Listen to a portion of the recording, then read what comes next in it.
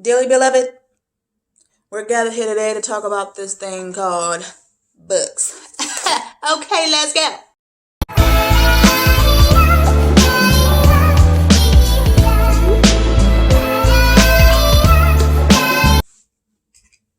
Hey, beautiful people, peace and blessings to you and your family. Thank you for coming to my world. I'm Dani. Thank you for clicking on another episode of I Be Booking.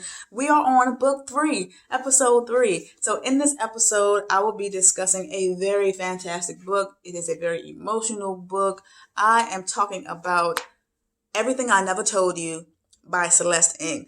Now, if you are familiar with Little Fires Everywhere, that is the same author of that book. That's the same creator of that series. Now, I have not yet placed my hands upon that book, nor have mine eyes seen that series. But from what I hear, it's a very fantastic series. So if you love Little Fires Everywhere, you are definitely going to love Everything I Never Told You. So let's unpack.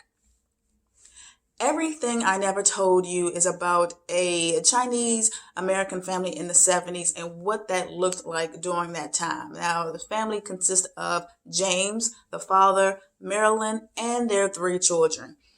Nathan, the oldest, Lydia, the middle, and Hannah, the baby. Now, I'm not spoiling anything when I say that Lydia is dead. They do not know this yet. They think that she is just late once again coming to the kitchen table, but they have no idea that she did not make it home the night before. So they're trying to unpack that. Was it a murder? Was it a suicide? And if it was a murder, there are no murders that happen in this small town. Like, who would do this? Who would murder my baby? And if it was a suicide, they don't even want to begin to think of that as an option, especially Marilyn, because, in their minds, they're thinking she has so many friends. She was so happy. She was smiling all the time. So there's no possible way that this is an option. There's no way that she could have done this to herself. No, someone definitely killed her. And y'all need to find out who did this to my child. So they're dealing with that. This is a very dysfunctional family. And it's almost like they can really function being dysfunctional. It's almost like that works for them. They don't look at each other at all. They do not express themselves. They don't talk about anything. And I love the fact that you can feel with such great depths the turmoil and the pain and the struggle that each character goes through. You can feel that. And that's why I say it almost brought tears to my eyes. Now, let's talk about James and Nate. So with James, he's dealing with his own issues stemming from childhood. Being Chinese, he never fit in, never quite found his place. And you really see how that unfolds when it comes to his relationship with his oldest son. You have Nate, who so desperately just wants to be seen, wants to be heard, wants to be loved by his parents, and especially wants to be seen and heard by his father, really wants to have a relationship with his father, but he's always shut down.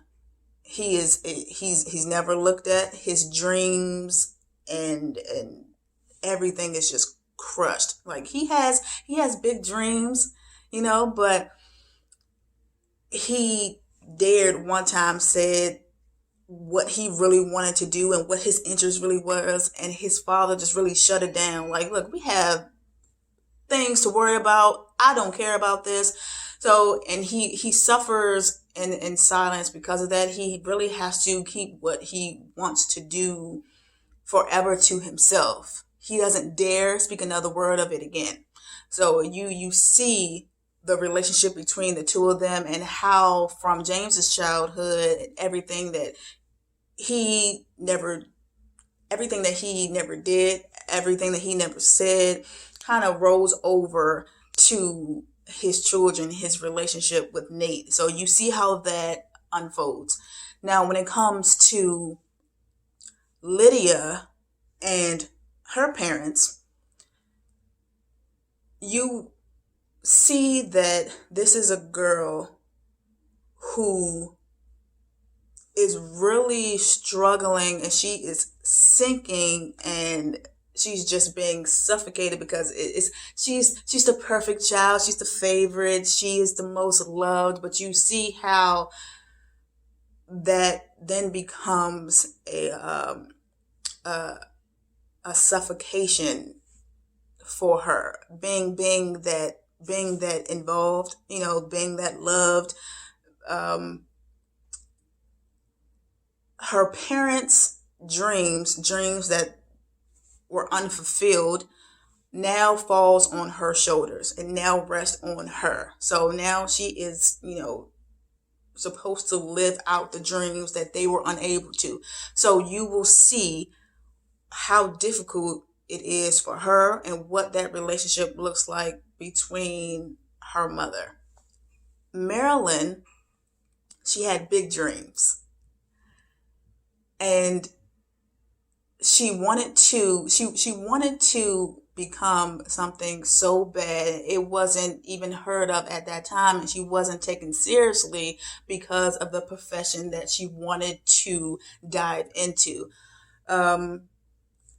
She then met James, and she ended up being the very thing that she didn't want to be, but her mother always pushed her into being.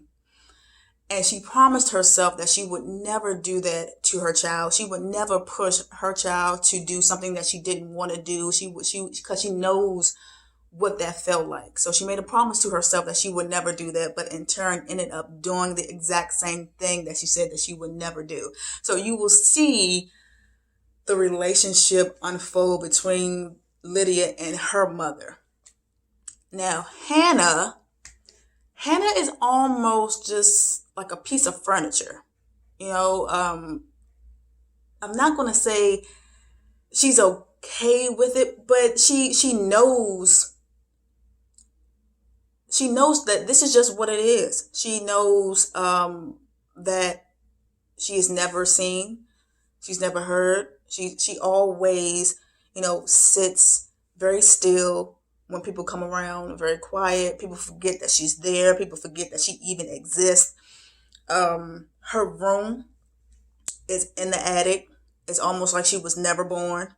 And you will see, going back in time to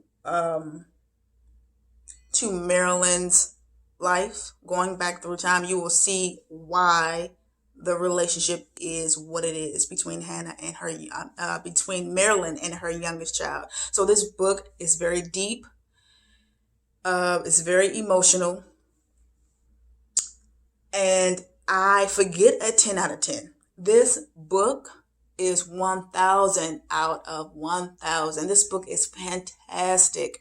Please, if you do not have this book, please get your hands on this book and read it for yourself. And if you have this book, please, I would love to know your thoughts and opinions on this book. Did you cry too? Because this book is so good, I am telling you. So please subscribe, tell your friends to tell their friends, all right? And come on back to me. I will be discussing more great books. Thank you all. Peace and blessings once again to you and your family. Come back to me on another episode, and I'll see y'all next time. Bye.